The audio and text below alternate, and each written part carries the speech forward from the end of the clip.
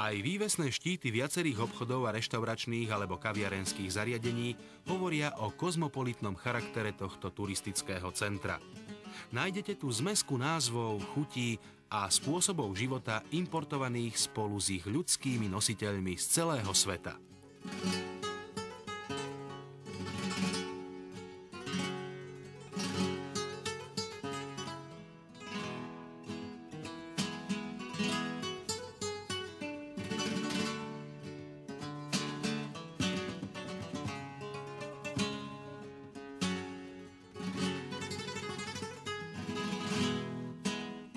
Staré časy tu reprezentujú len miestni rybári, ktorí predvádzajú svoje kulinárske umenie priamo na pobreží pod terasami preplnených jedální, z ktorých úžasnuté pohľady hodujúcich začínajú pomaly chápať, ako vyzeral ten gastronomický výtvor pred nimi v surovom stave.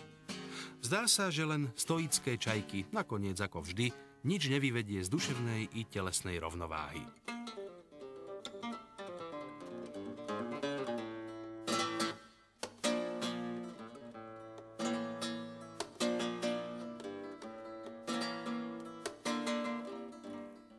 V bazárovej ponuke sústredenej čím bližšie k nasýteným výletníkom prevládajú pomerne kvalitné kožené výrobky a tiež pre kanárske pomery typické sopečné a kartografické suveníry rôznych tvarov a veľkostí. Tieto si s uspokojením odnášajú vražedným teplom omámení výletníci ako dôležitú súčasť svojich prázdninových spomienok, aby ich potom doma mohli zaradiť na čestné miesto za sklo vitríny. Bohatá tropická flóra, ktorou je veľmi vhodne vyšperkovaná aj hlavná dopravná tepna, je typickým príkladom, ako si možno spríjemniť a skultivovať aj relatívne nevyužité plochy. Tie ostatné sú totiž neustále pod veľkým náporom motorizovaných jednotlivcov, ktorí bez ohľadu na dennú či nočnú dobu zaplňajú každé voľné miesto.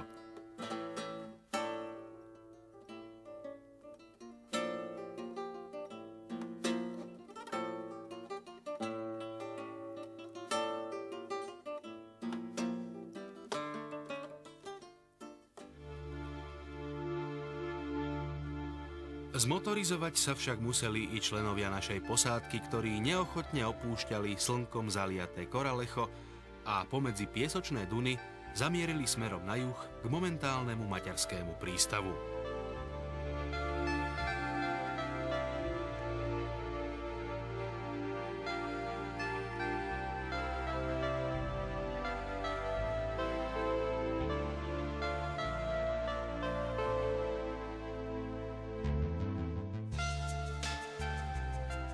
Puerto Castillo totiž okrem rozmanitej turistickej architektúry ponúka aj nezvyčajné ukážky sochárskeho umenia v podaní miestnych umelcov. Takto veľmi nápadito oživené obchodné triedy a apartmánové ulice dodávajú náhodnému okoloidúcemu pocit všade prítomnej kultúry, bez ktorej si ťažko predstaviť akýkoľvek relax.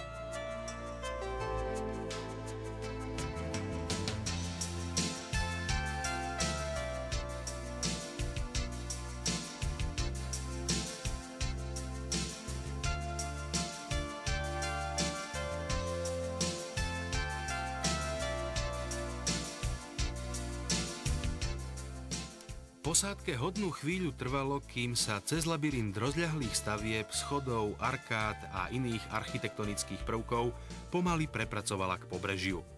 Našťastie aspoň toto vyzeralo pôvodne bez akýchkoľvek vylepšení. Aj more akosi neviazanejšie a slobodnejšie búšilo do pobrežia v porovnaní so zviazanou symetriou ľudských príbytkov.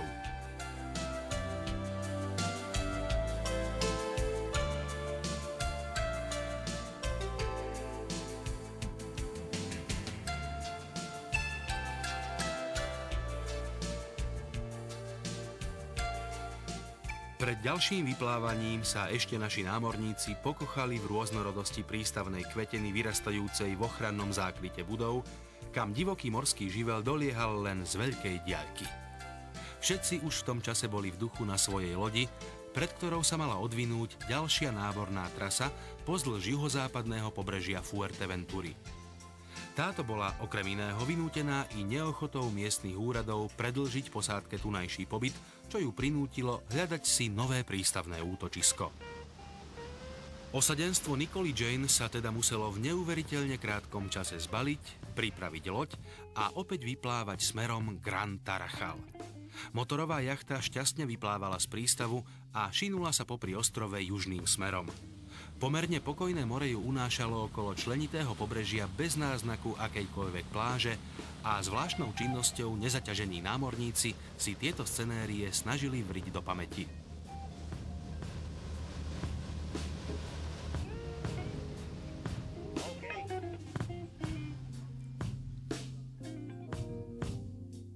Všetky lodné prístroje na podiv pracovali spoľahlivo, ba taká bola aj ich ľudská obsluha a preto plavba prebiehala bez zvláštnych udalostí. Loď postupne minula veterný mys a za Punta de la Entelada zabočila k prístavu Gran Tarajal. Ten sa na druhý pokus nakoniec aj vynoril, najskôr za pomoci optiky aj pred zrakmi našej posádky, ale teraz už za asistencie vln a vetra, ktoré naberali na sile. Posádke lode sa neskôr len s námahou po predchádzajúcom neúspešnom pokuse konečne podarilo uchytiť plavidlo pri betónovom móle.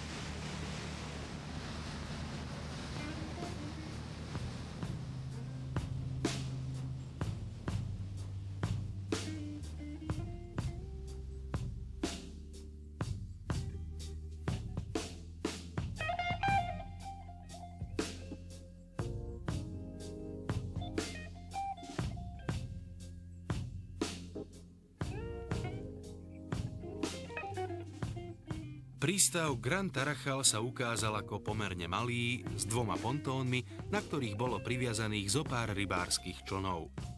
Loď bola kvôli pomerne veľkému rozdielu hladín prílivu a odlivu uviazaná k mólu dlhými lanami a napojená na elektrinu a vodu.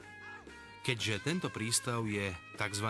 Puerto Publico, teda verejný, posádka márne, a to ešte v nedeľu, čakala na predstaviteľa miestnej administratívy. Rozhodla sa preto toto popoludnie využiť preskúmaním múru prístavnej hrádze, tradične okrášleného značkami kedysi kotviacich lodí a nakoniec aj celého prístavného mestečka, ktoré si zrejme na svoje lepšie časy ešte počká. V pomerne úzkej zátoke zasadené typické domy do výšky brala lemujúceho prístav tvorili akýsi prechod do centra. Na pomerne malom námestíčku sa vo vode kamennej fontány zvyknú po vyhratom zápase špliechať vodou miestni futbaloví fanúšikovia a dodávať si odvahy dunením bubnov.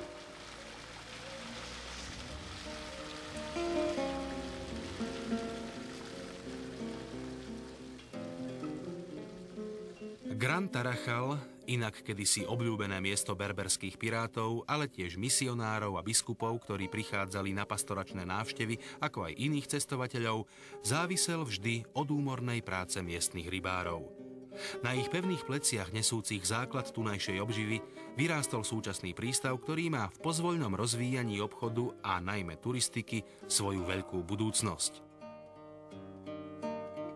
Toto mestečko je